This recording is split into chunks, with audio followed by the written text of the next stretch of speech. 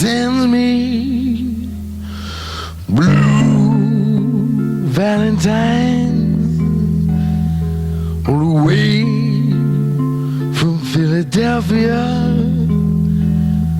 to mark the anniversary of someone that I used to be. And it feels like a whirlwind out for my rest. Baby, you got me checking. Buenos días a todos y todas quienes se encuentran sintonizando www.margamargaonline.cl. Mi nombre es Juan Pablo Briones y este es tu programa Letras de Marga Marga, un espacio que nació para visibilizar y dar espacios a escritores y escritoras de nuestra provincia. Hoy estaremos conversando con don Aquiles Lira, escritor, cuentista y también realiza viñetas de contenido social. Y también quería comentarles que don Aquiles se presentó el día viernes en la Feria del Libro de Villa Alemana, una instancia que resultó todo un éxito en cuanto a afluencia de público, demostrando una vez más que a pesar de todas las dificultades, el público sigue queriendo tener más cultura. Buenos días, don Aquiles. Muchas gracias por aceptar la invitación a venir a conversar acá a Letras de Marga Marga. Hola, buen día, Juan Pablo. Gracias a ti por la invitación y gracias a Radio Marga Marga Online. Y estoy a tu disposición para que conversemos. Don Aquiles, lo he comentado en otras oportunidades, tiene una característica que su escritura es muy dinámica y refleja el dialecto, como le dicen en algunos lugares, el argot propio de ciertos sectores de la sociedad. Y me parece súper interesante hoy conversar sobre cómo hablan los jóvenes y que todo lo dejó plasmado en una obra que se llama Todo Pasando, del año 1999. ¿Y por qué es tan importante conversar sobre la forma en que se hablaba en 1999? Porque este libro es en mi opinión, yo le agradezco mucho que me lo haya regalado, porque es una ventana a una época particular. Hay gente que escribe sobre una época determinada, pero que no tiene esa marca, esa impronta. Y yo creo que este libro tiene todo eso. Y me gustaría comenzar preguntándole cómo fue su inspiración al momento de escribir Todo Pasando. Bueno, la inspiración surge de todo lo que ocurría en ese momento. Había una vorágine de cosas que se acumulaban una tras otra y eso me dio pie para empezar a escribir este tipo de cuentos.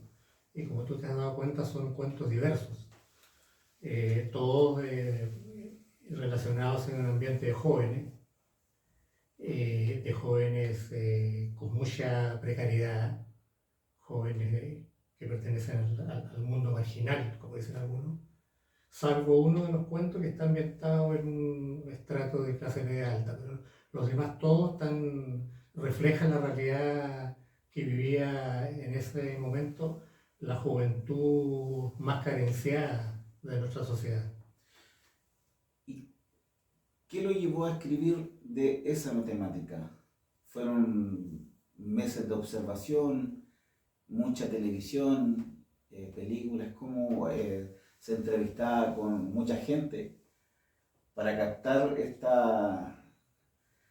¿cómo se llama? La textura del lenguaje? Porque en unos minutos más también Podríamos leer un extracto ¿Por qué no? para que quienes nos escuchan se den cuenta eh, de lo bien plasmado que está el habla chilena de fines de los 90. Usted me dice que esto, ¿cómo lo realizó? ¿Mediante mucha escucha? ¿Cómo pudo aprenderse de todo de esa forma de hablar? Bastante escucha. En esa época yo pertenecía a un taller literario en Viña del Mar que se llamaba El Octopierna, y nosotros íbamos y veníamos por diferentes sectores, barrios, cerros. De hecho hay un personaje ahí del último cuento que es el Cana. El Cana es un personaje real, es un joven delincuente que yo conocí en Quillota. Él vivía en el Cerro Mayaca, pero en el cuento yo lo traslado a una población de Santiago. Claro. Pero el Cana fue un personaje real. Y eso me inspiró a mí para escribir cuentos relacionados con esa realidad. Porque cuando uno habla con usted tiene una forma de expresarse que es muy distinta a su escritura, porque a veces uno tiende a pensar que el estilo de narración es la persona, o de que si habla de una forma determinada, va a escribir de una forma determinada. Pero acá es totalmente distinto. Y recordaba, al leer un poco su obra, cuando en la universidad me tocó ¿cómo se llama esto? Metodologías de la investigación, donde a uno lo mandaban a investigar, a observar en primera instancia, observación etnográfica, el cómo se comportan, el significado de los símbolos, y cómo se relacionan, así que tienen que ver, tienen el mismo significado o no, de acuerdo al contexto, y es súper difícil eso de después llevarlo a una historia. Y me gustaría preguntarle, ya que este libro habla sobre la juventud de aquellos años, sobre cómo ve la juventud hoy, 2026. ¿Cree que existen las mismas temáticas? ¿Ha ido cambiando? ¿Cómo ha visto ese proceso? Bueno, la juventud de hoy, 2025, 2026, es una juventud obviamente más tecnologizada, que se mueve a través de las redes, que usan los celulares, pero la problemática sigue siendo casi la misma, los problemas siguen siendo los mismos. Si tú lees el Todo Pasando, te das cuenta que las cosas que ocurren ahí siguen ocurriendo hoy en día, todos los días y a cada rato. Entonces, la inspiración es justamente eso, de constatar una realidad que se mantiene. Y el lenguaje uno lo capta metiéndose un poco en la realidad de esas personas, conversando con ellos, viendo cuáles son sus inquietudes, cuáles son sus gustos, cuáles son sus aspiraciones. Y eso es importante para poder plasmar en el papel después la historia que uno quiere contar. Estoy llevando mi mente a 1999. ¿Qué cree usted en ese momento? ¿Tenía una visión optimista de lo que sería el futuro? Si nosotros pudiéramos volver a ese momento, decir, mira, nosotros en 20, casi en 30 años más, nuestra sociedad va a ser de esta forma. ¿Tenía una visión más optimista o era más crítico de la sociedad en esos años? No, yo siempre he sido una persona muy, muy crítica a la sociedad y no veía con mucho optimismo el futuro. No lo veía con optimismo. Por eso cuando a veces yo releo algunos pasajes del libro, me doy cuenta que muy pocas cosas han cambiado. Y algunas cosas han cambiado, pero para peor. O sea, los problemas que tenía la juventud de esa época se siguen reproduciendo hoy en día y a veces con mayor fuerza. Se reproducían, recuerdo aquellos años donde había muchos jóvenes que se paraban en la esquina a pasar el rato, quizá en algunos sectores fumar droga, pero ahora en muchos lugares ya ni siquiera están las calles con personas, solamente cada vez más metidos los jóvenes, ya no salen a juntarse entre ellos, la interacción es mediante los aparatos tecnológicos. Ha habido un cambio profundo en ese sentido. Claro, o sea, la juventud actual, como dije antes, está totalmente tecnologizada, pero eso no significa que los problemas básicos que ellos enfrentan sean resueltos. ¿Y cuáles serían esos problemas desde su punto de vista? Bueno, los problemas de que los jóvenes terminan los estudios y a veces no tienen opciones, no pueden entrar no digamos a la universidad, sino que no pueden entrar ni siquiera a un instituto, porque hay problemas económicos latentes que siempre lo van a estar agobiando, y eso implica una desazón de la juventud, una desesperación, una decepción del bien futuro. Y eso muchas veces lleva a los jóvenes a transitar por caminos indebidos, por decirlo de alguna manera más o menos suave. Cuando no existe una visión de futuro. Claro. ¿Cómo se decía a fines de los años 80? Que iba a llegar la alegría.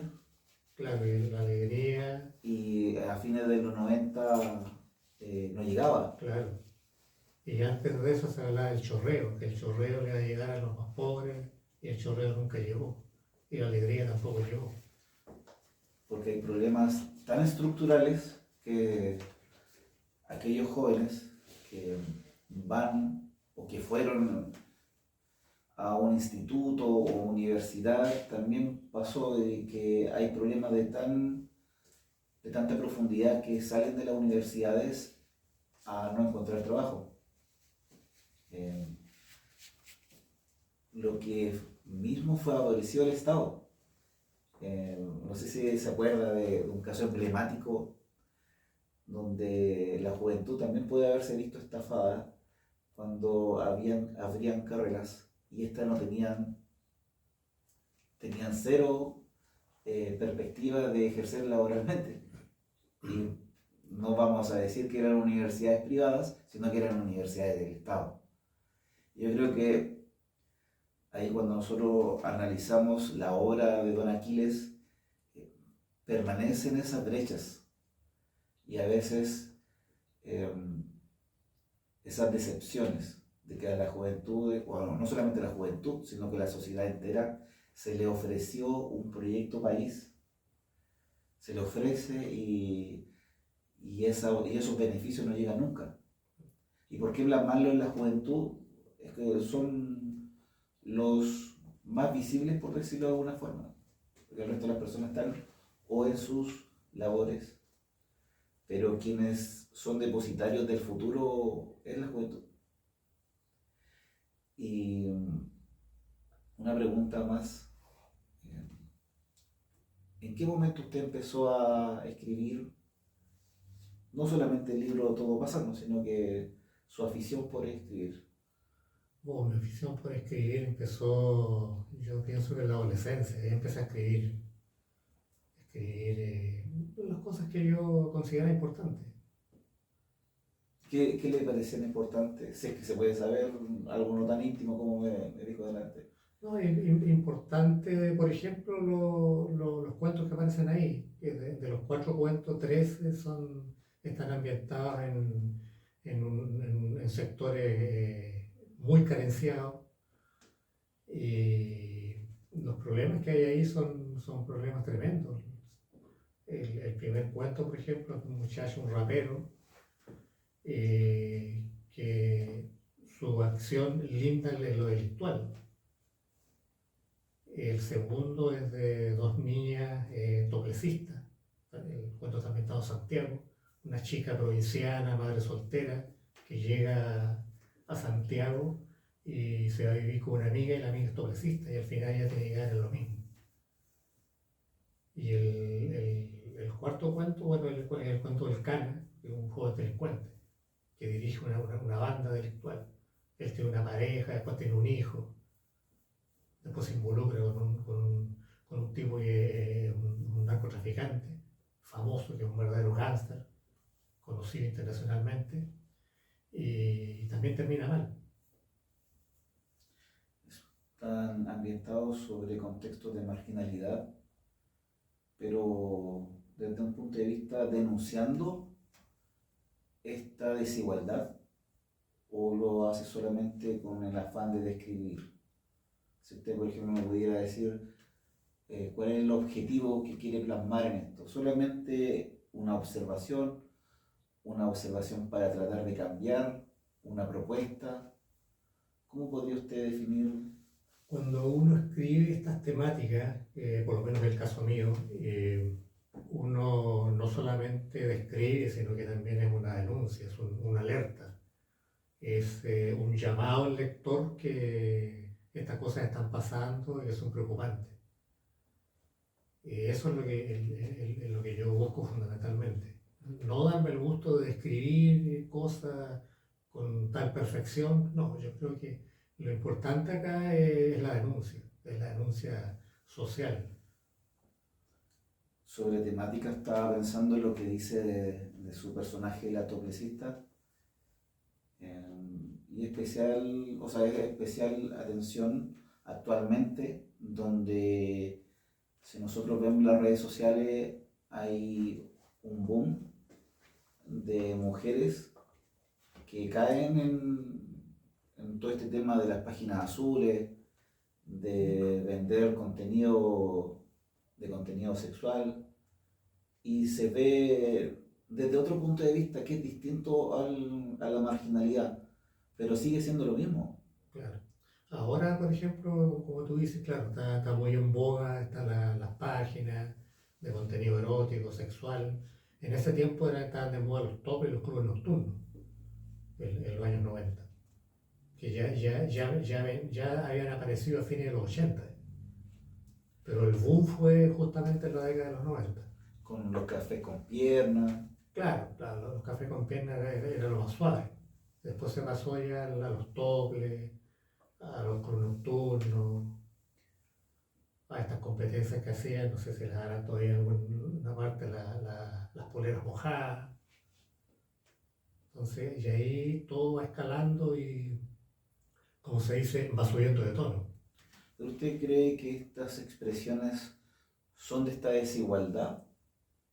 Si nosotros estuviéramos en un sistema social, económico, donde no hubiera esta inequidad, ¿seguirían existiendo estas plataformas, los toples, ahora actualmente las páginas azules de venta de contenido, o igual seguirían existiendo? No, yo creo que seguirían existiendo por diversión, pero no por necesidad. O sea, lo triste y trágico es cuando las personas caen en eso por necesidad. Ahora si hay alguna persona le gusta hacer eso, siente un agrado haciendo eso, porque hay gente que le gusta exhibirse, le gusta grabarse no solamente subir páginas de contenido a las plataformas, sino que le gusta grabarse con su pareja y suben los videos a internet. Estaba pensando, ¿a usted le interesaría, una pregunta abierta, hablar sobre otro estrato social en su literatura, reflejando, no sé, las historias de personas ABC1? Sí, por supuesto. ¿O le encuentra que no es necesario? Es interesante. Es interesante. Bueno, el tercer cuento que hay ahí, de la tía Consuelo, está en un ambiente de clase media alta. Ahí sale cómo hablan ellos, de qué se preocupan ellos, cómo se divierten ellos. Porque acá en Chile, la verdad, yo lo desconozco, mi ignorancia al respecto. Si en otros países se producirá el que dentro del mismo territorio, hablando el mismo idioma, hablen tan distintos según estratos sociales. Porque cuando nosotros hablamos acá, leemos un poco de el primer cuento que estuve leyendo, de los egocéntricos, hablan de una forma que uno reconoce que son de cierto estrato social.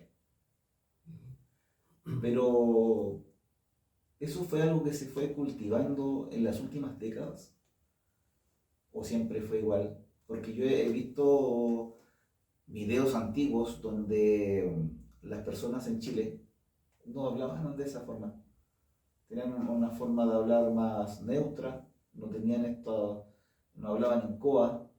¿Cómo creo que fue ese cambio? ¿Por qué se produce ese Sí, cambio? no, mira, yo creo que siempre había una diferencia clara en los lenguajes, en este caso de las clases sociales.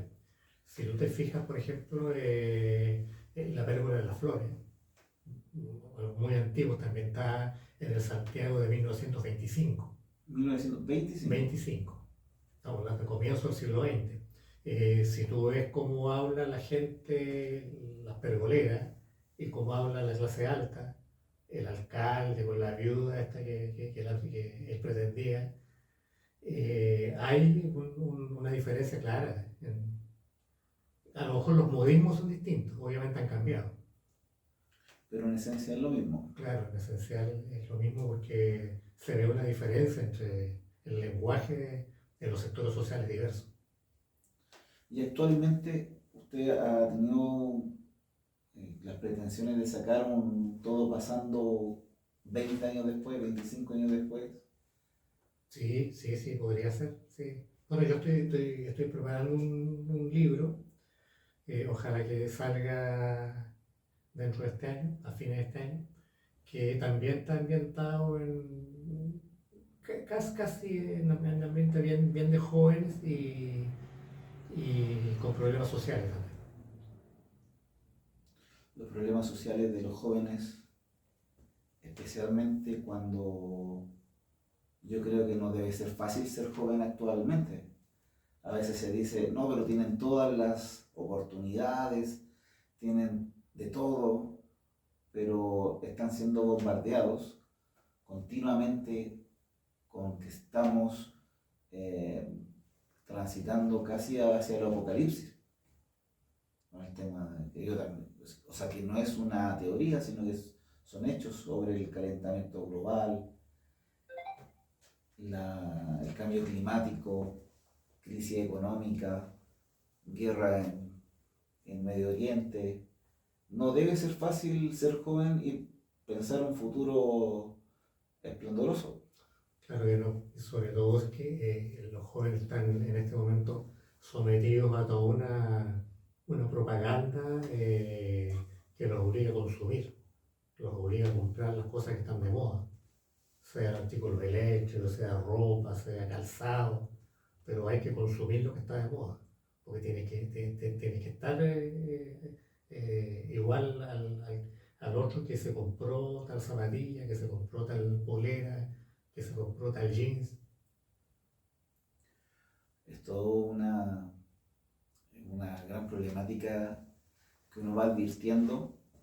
¿Y por qué quiero ahondar en estos temas de la juventud? Porque cuando uno ve la juventud, los realmente jóvenes de 17, 20 años, ya a estas alturas se produjo una distancia muy grande con la juventud de estos relatos, en la forma de hablar, en las expresiones. Penetró mucho en la cultura de otros países como la venezolana, la colombiana, por ejemplo en el peinado. Sí. Todo es distinto. Cuando uno escucha a un joven a veces ni siquiera se entienden, porque en mi caso yo fui adolescente en los años 2000, precisamente en los tiempos donde se estaba recién saliendo el libro Todo Pasando. Por eso también me generó mucha familiaridad. Pero los jóvenes de hoy hablan otros términos totalmente distintos, piensan de una forma distinta. Sin embargo, como dice usted, persisten los problemas y van a seguir persistiendo. Y eso se ve, por ejemplo, en el acceso a la cultura. ¿Usted cree que los jóvenes tengan interés en los aspectos culturales, ya sea la pintura, la escritura, la lectura? Yo creo que siempre ha existido el interés. A lo mejor hay jóvenes que no les interesa mucho, pero yo creo que es la minoría. Los jóvenes generalmente se interesan por esas cosas, lo que pasa es que no tienen acceso. No se les dan las facilidades para que puedan leer, para que puedan ir a una exposición de pintura, ir a una obra de teatro. El arte y la cultura está muy restringida a un segmento social, dice. Muchas veces sí, muchas veces sí. Y lo otro que es preocupante es que la educación de repente no hace mucho porque los jóvenes se superen en ese aspecto. Tenemos casos, por ejemplo, de jóvenes que terminan el cuarto medio y no saben leer, no saben escribir, no saben leer una carilla y se equivocan como 20 veces. O sea, recuerdo que un estudio que leí hace un par de semanas decía que un importante, prácticamente la mitad de los jóvenes no entendía correctamente lo que leían. A pesar de que Chile igual tiene un promedio de lectura que no es tan malo, Sí, es aceptable. es aceptable, pero cuando uno ve las cifras a nivel macro, Mm. porque ¿quién realmente lee en nuestro país? También es un segmento menor.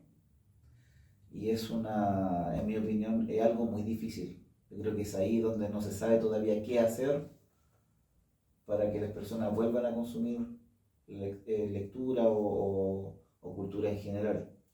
Hay muchos ámbitos de la educación pública, sobre todo, que están deudas en ese sentido. Yo no digo que toda la educación pública, pero hay segmentos en algunas zonas, regiones del país, donde la educación pública está quedando en deuda en ese sentido. Y al respecto, ¿qué cree usted que debería hacer el Estado o no debería hacer nada al respecto de masificar este acceso a la cultura? O la presencia del Estado es fundamental. ¿Usted cree que sí? Es fundamental. Una de las preocupaciones del Estado debe ser la educación, la cultura. Hay un pensamiento que dice solamente la cultura nos hará libres. Claro, porque la cultura te abre las compuertas del pensamiento, te abre la necesidad de saber más, de conocer el mundo en que vivimos. Pero ¿usted cree que el mismo sistema que genera estas inequidades realmente tiene el interés de que las personas adquieran estas herramientas de la lectura, de la cultura? Igual como que uno llega a ser un poco conspiranoico, decir, no, es que es el Estado mismo quien no quiere que las personas se eduquen, se formen. Yo personalmente no creo eso, pero hay personas que tienen esa visión de conspiración, porque realmente el Estado no ha estado a la altura. ¿Cree usted que se han hecho los esfuerzos suficientes en materia cultural? Que todo depende en qué manos está el Estado. Si el Estado está en manos de personas para las cuales no es importante que la gente común y corriente se eduque, que se culturice, aprenda más, si seguimos pensando como pensábamos, no sé, para fines del siglo XIX, comienzo del siglo XX, donde había gente que decía, por ejemplo, políticos, me acuerdo, un político, leí una vez un político del Partido Conservador, por ahí por los años 20, años 30, que decía que no era necesario que los campesinos aprendieran a leer y escribir, porque para juntar los bueyes y arar la tierra no era necesario que supieran leer y escribir. Es un pensamiento que querámoslo o no, de alguna forma, como que se ha mantenido en De algunos hecho, sectores. ese sector eran quienes se oponían, o sea, se opusieron, mejor dicho, al establecimiento de la educación básica como obligatoria, Claro, porque precisamente razonaban de esa forma. ¿Quién va a arar los campos si los niños de los campesinos, o sea, los hijos de los campesinos están yendo a la escuela? Eso pensaban. claro, cuando Arturo Alessandri Palma fue el que impuso la educación pública en el país, fue todo un escándalo. Sí. Porque la gente decía eso, bueno, si los pobres aprenden a leer y escribir, van a empezar a preocuparse de otras cosas, van a tener otra aspiración, ¿quién va a trabajar? ¿Quién va a hacer producir la tierra? Se ha intentado mantener a los más pobres entretenidos. Claro. Como decían últimamente, pan y circo para el pueblo. Pero durante las últimas décadas del retorno a la democracia, no ha existido una preocupación real del Estado en materia cultural. No, han habido por supuesto avances, Han habido avances. no todo es tan negativo, han habido avances, pero muchas veces no han sido suficientes. Es ahí donde yo también me pregunto, ¿qué hacer para acercar la cultura? Porque en mi experiencia, cuando uno ve un cartel en Instagram o un afiche que dicen va a haber un taller de X, cueca, pintura, uno va y muchas veces no hay público. Y uno queda pensando, ¿qué hacer para motivar a las personas para que asistan y quieran ir a consumir, entre comillas, este tipo de contenido? Porque estamos en un momento histórico donde el conocimiento del universo, todo el conocimiento disponible está ¿cómo se dice?, en la palma de la mano. Hay bibliotecas, hay centros culturales donde hay talleres, por ejemplo acá en Quilpué, en Villa Alemana, Olmué, siempre van a haber pocos si uno lo compara con la cantidad de población. Pero a veces los talleres cierran porque no hay interesados. Entonces es ahí donde me pregunto, yo creo que todas las personas que escuchan y ven este programa se preguntan lo mismo. Porque todo acá, si algo nos une, es el amor a la cultura y los libros. Y ahí mi pregunta es, ¿qué cree usted que debería hacerse? No solamente el Estado, sino que la sociedad, para poder generar una sociedad que sea ávida para consumir cultura. ¿Qué hacer? Yo creo que el incentivo en ese sentido es muy importante y hay que despertar el interés no solamente en los jóvenes, en la sociedad en general. Yo creo que ir a una exposición, ver una obra de teatro es bueno para todas las generaciones, para todo tipo de público, no solamente para jóvenes.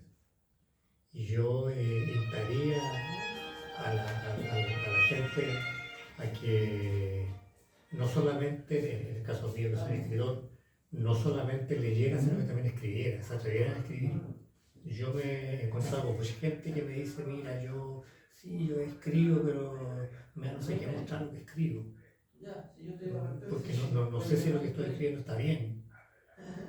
Y yo les digo que es bueno no solamente leer, aunque es muy bueno leer, pero también escribir, atreverse a escribir. Hay un ejercicio que yo le recomiendo a la gente que escribe, que está escribiendo recién, que es leer en voz alta lo que tú escribes.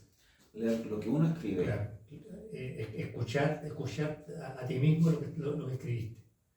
Y eso te da una luz de qué es lo que estás dejando mal, qué está bien, qué te falta.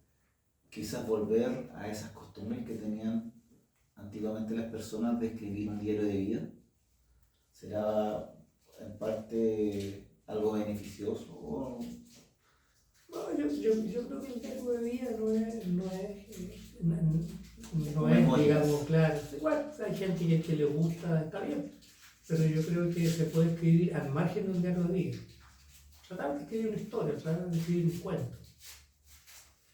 Y cuando hay duda, bueno, léelo en voz alta, leerte a ti mismo lo que escribiste, y te vas a dar cuenta qué te falta, cuáles son los ripios, y si repetiste algún concepto, alguna palabra. Pero para todo eso se requieren recursos. O una visión distinta, más colaborativa, porque a veces uno siempre está esperando que la municipalidad haga un taller. Pero quizás eso es insuficiente. Ojalá hubieran talleres de escritura, sería genial una escuela de escritores donde le enseñen a las personas a escribir. Pero mientras tanto, yo creo que, o sea, también la pregunta, ¿cómo hacer que las personas compren un libro? Y especialmente en nuestros casos, que nos hemos visto en distintas ferias, darle la oportunidad a los escritores a nivel local. ¿Usted cree que hay como un prejuicio con los escritores locales? No, la verdad que no. Yo he participado en varias ferias del libro, en stand, en lugares públicos, y hay un interés por lo que escriben los escritores locales. Hay un interés por saber cuál es el nivel del escritor local. Yo creo que no. Yo he detectado por lo menos un interés de la gente. La gente pregunta. Y cuando las personas le preguntan sobre qué escriben los escritores locales, ¿hay como una idea de qué es lo que debe escribir un escritor local? Bueno, uno cuando participa en una feria, un stand, uno le explica a la gente que en el stand hay todo tipo de literatura. Hay narrativa, hay poesía, hay literatura infantil, hay crítica social.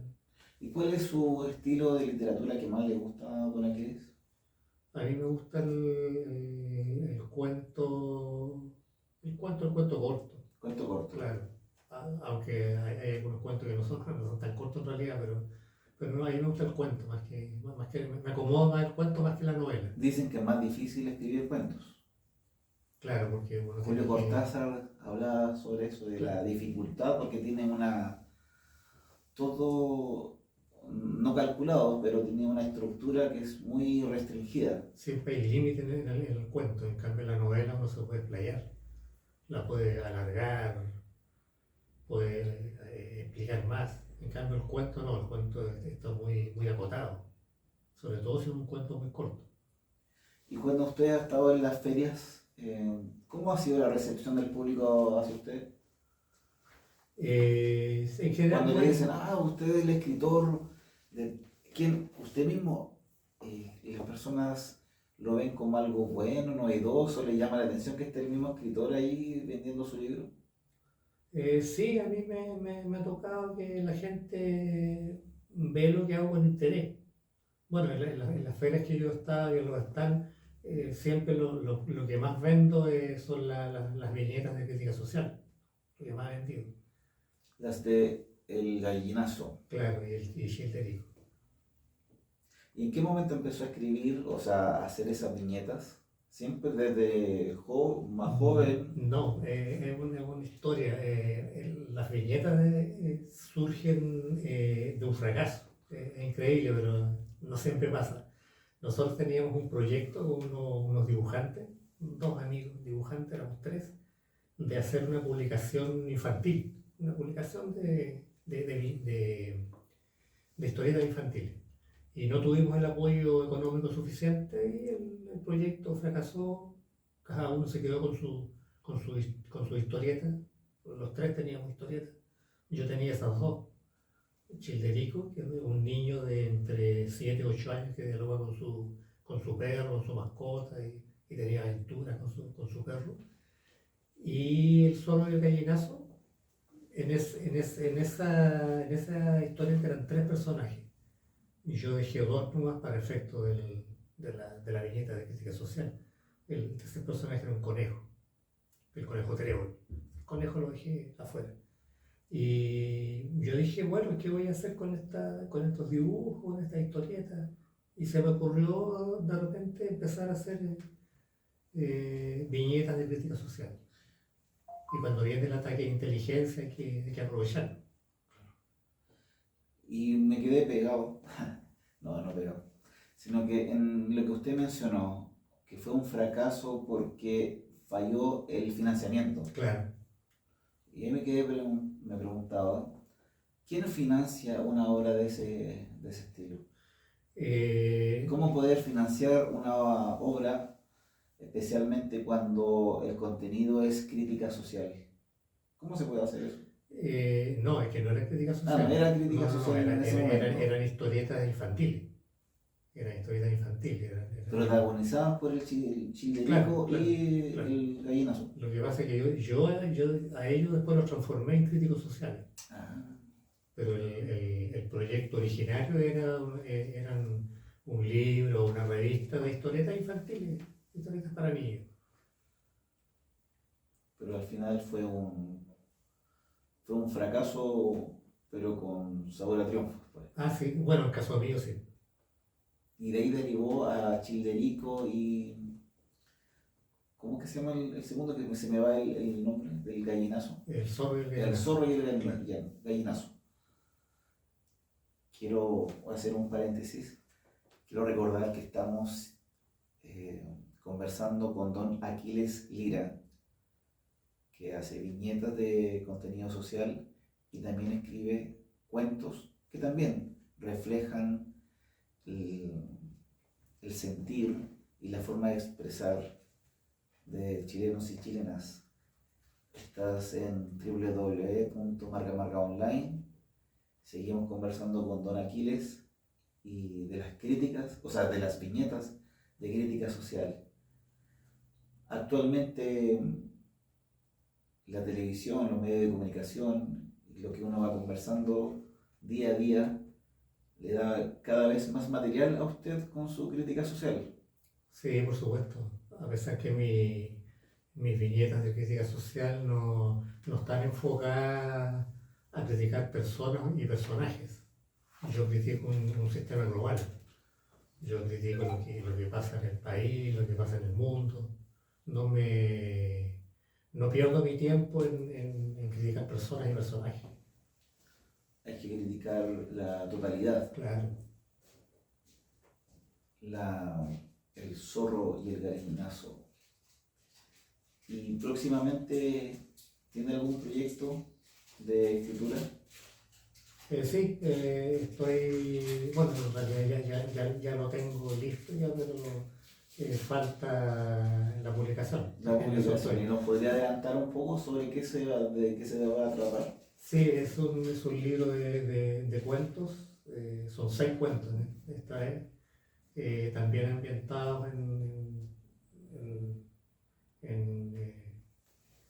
un esquema juvenil. Y son cuentos variados, son diferentes historias, pero todas historias actuales y de la realidad. De la realidad. ¿Usted ve la realidad actual y el futuro con optimismo? Le hago la pregunta cuando se le dice si tenía optimismo en 1999. ¿Usted hoy tiene optimismo o es más pesimista en cuanto al futuro de nuestra sociedad y también de la humanidad? Yo la verdad que en ese sentido no soy ni pesimista ni optimista, yo soy realista y veo la realidad. Y yo espero que la realidad mejore para bien. ¿Y cómo podría mejorar para bien nuestra sociedad? Bueno, yo creo que es fundamental crear las condiciones para la construcción de una sociedad mejor, una sociedad más equitativa, una sociedad donde las cosas se reparten de manera igualitaria. Y cuando digo las cosas me refiero a todas las cosas.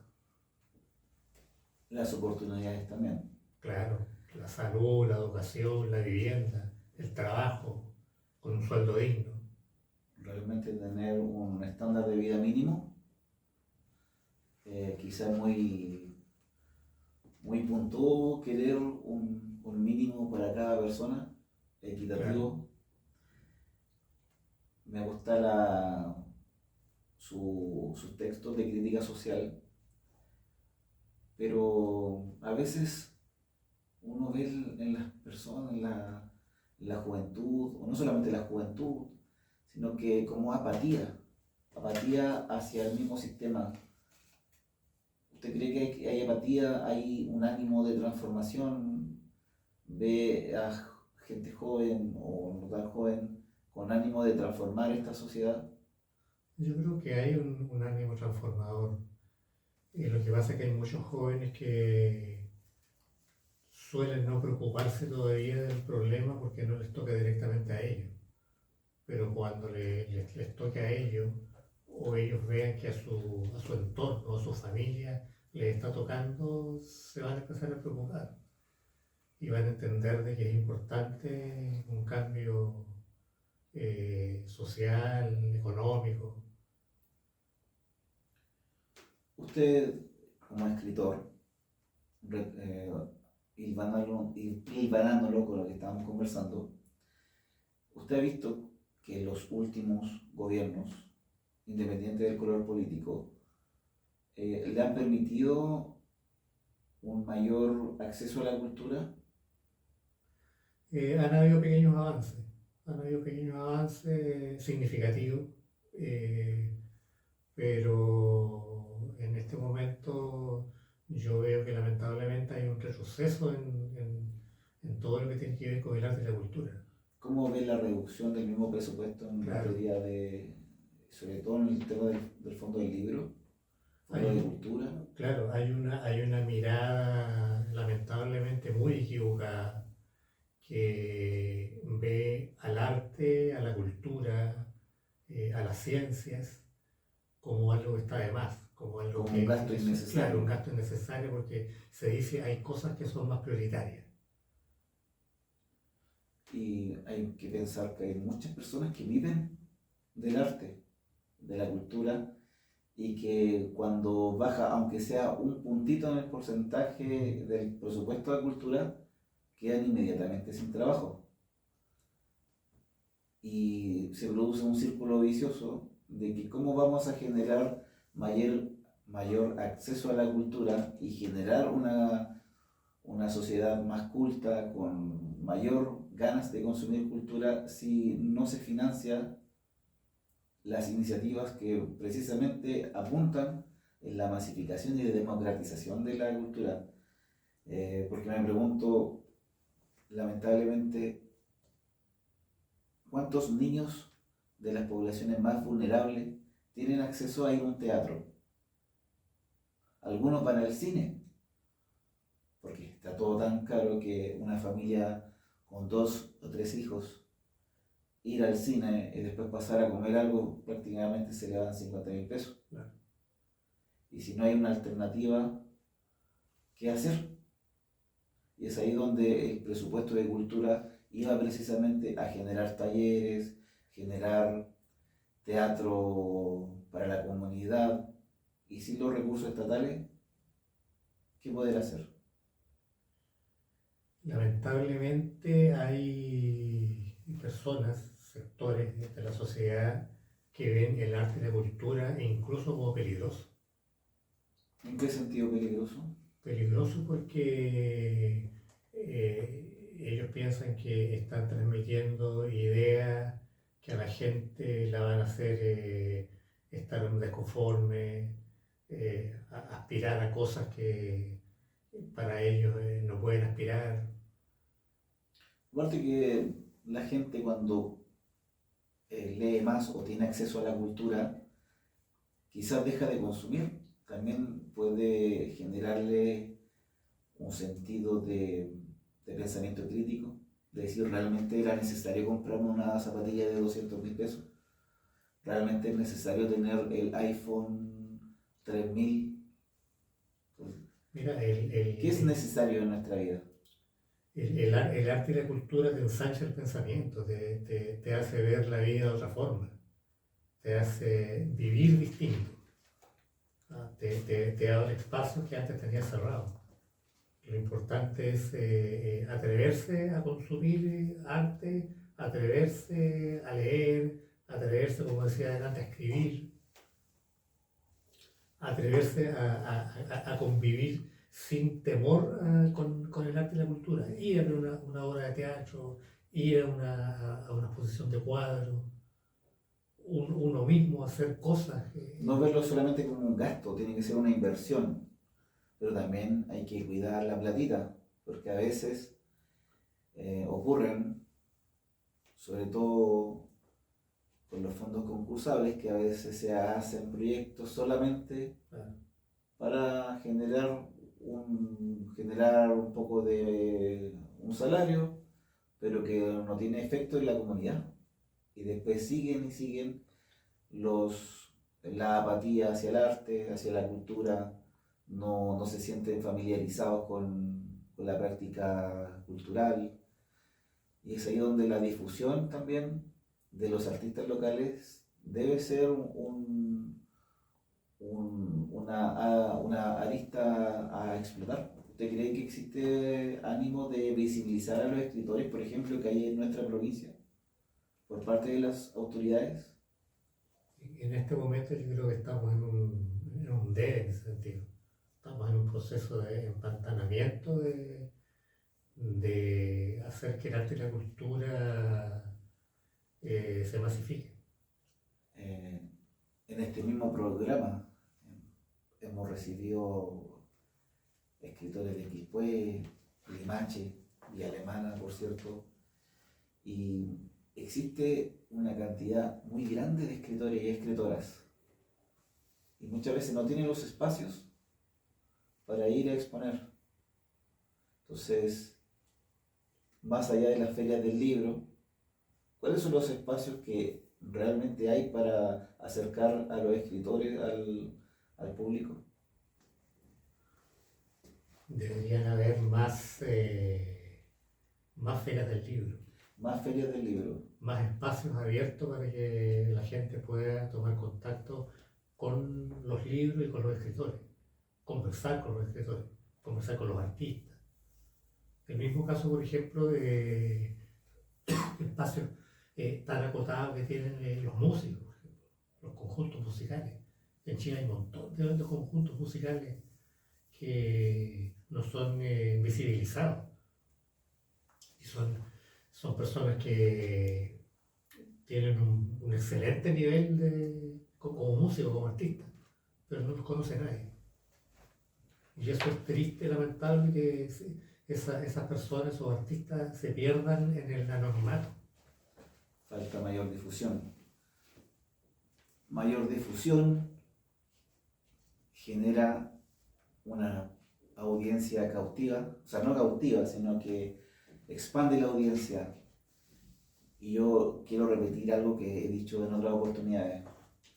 Pueden haber muchos subsidios, puede haber una rebaja de los precios del acceso al libro, pero si no tenemos una sociedad que quiera comprarlo, que quiera ir a la biblioteca, que quiera ir a un concierto a escuchar a la banda de Quilpué, de Villa Alemana, Olmué y Limache, o más allá de Quillota, mientras nosotros sigamos prefiriendo quedarnos en casa consumiendo streaming, otras plataformas de películas extranjeras, nunca vamos a lograr el que la industria cultural chilena se expanda.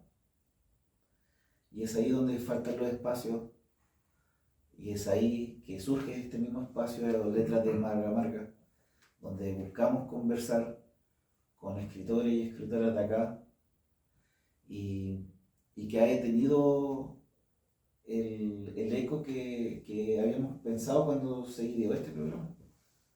Personas que me escriben y me dicen: Juan Pablo, qué bueno lo que están haciendo, llevar a personas, porque el público quiere conocer también a los escritores. Así Así que con esta, no reflexión, sino que quiero ir cerrando el programa del día de hoy. Y también me gustaría que usted, don Aquiles, se despida de nuestro público que está escuchando hoy el domingo y que luego estará disponible en YouTube y en nuestras plataformas. Bueno, yo le haré un llamado al público, a la gente en general, que se acerque al arte, a la cultura, a los espacios que tenemos y consuman libros, cuadros, obras de teatro, vayan a ver a los conjuntos musicales que están surgiendo.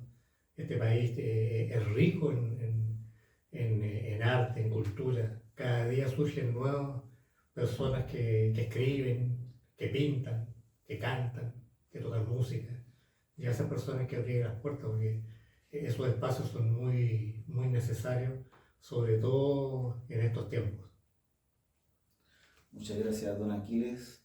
Y con estas sabias palabras de don Aquiles Lira, autor de Todo Pasando, vamos cerrando el programa del día de hoy y los espero para el próximo domingo en un nuevo episodio de Letras de Marca Marca.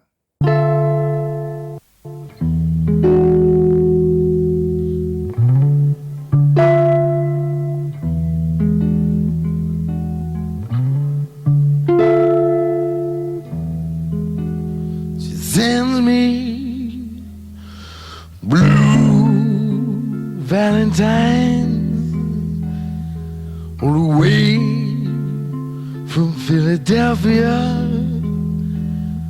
to mark the anniversary